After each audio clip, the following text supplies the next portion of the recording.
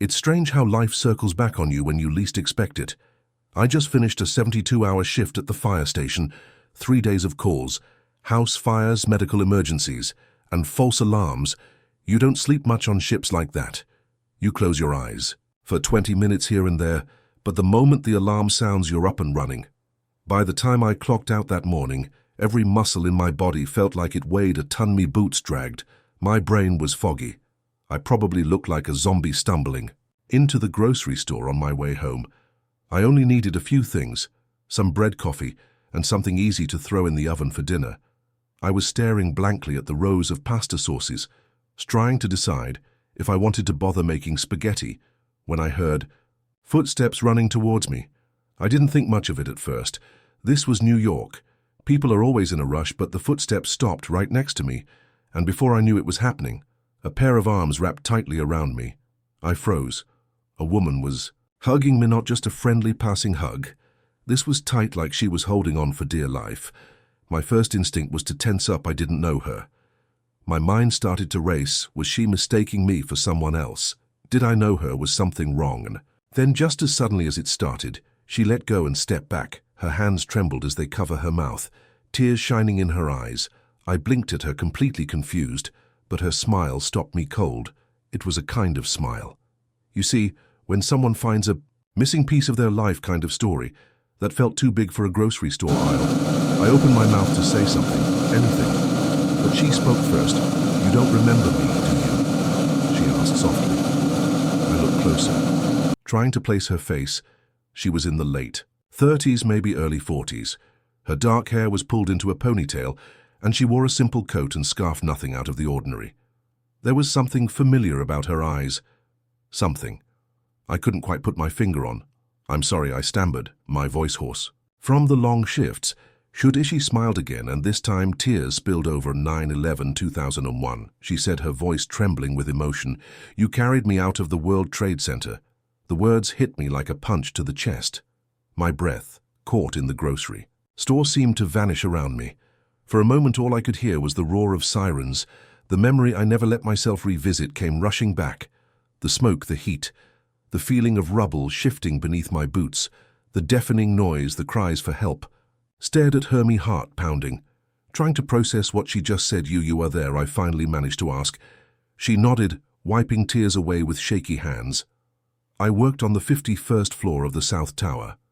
I was trapped. I couldn't find the stairs because of the smoke, and I couldn't breathe. I thought I was going to die there, and then you came."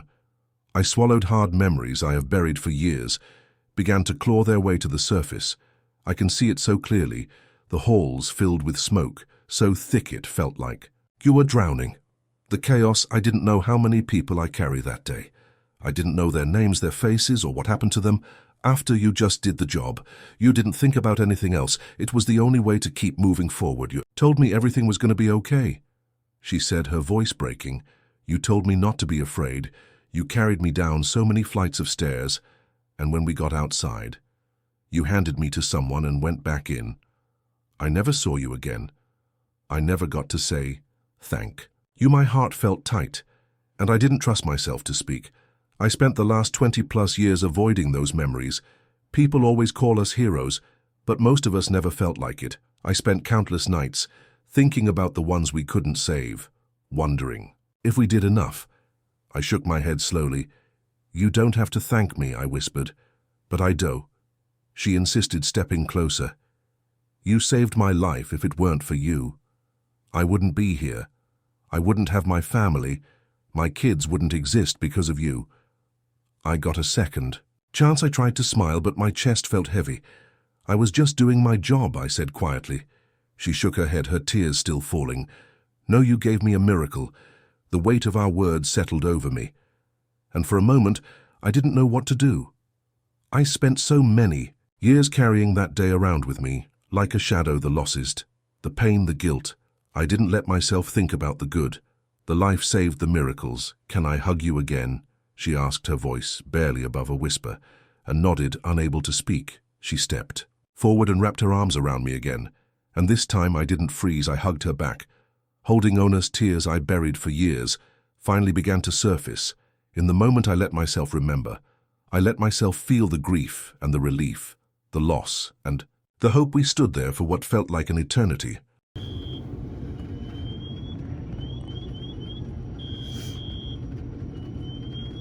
Two strangers, forever connected by a single moment in time. When she finally pulled back, she smiled through her tears and said, "Thank you for everything." I watched her walk away, her shoulders lighter, her step steady. I stood there for a long time after. She was gone, my heart still racing. And all my years as a firefighter, no moment had ever hit me quite like that one. The world moved on around me. People pushed their cards past, talking on their phones, going about their day.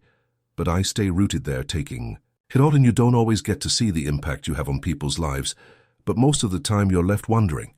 But that day in the middle of the grocery store, I was reminded that sometimes a job isn't just about running to burning buildings or pulling people from wreckage.